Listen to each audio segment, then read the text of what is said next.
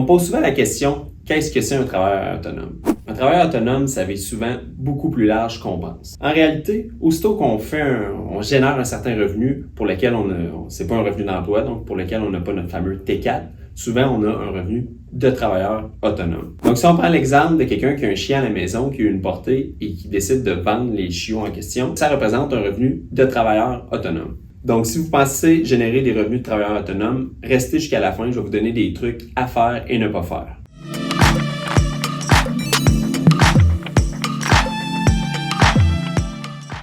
Premièrement, contrairement à un employé, un travailleur autonome peut déduire beaucoup plus de dépenses. Peut déduire, par exemple, des dépenses, des frais d'automobile, des frais de bureau à domicile, des frais de papeterie. Il y a vraiment une liste complète de dépenses qu'on peut déduire et je vous invite à consulter le site du groupe RDL pour une liste plus exhaustive.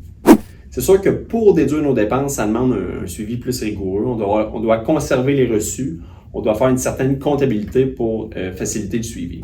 Deuxièmement, en tant que travailleur autonome, il y a aussi plusieurs points auxquels il faut faire attention.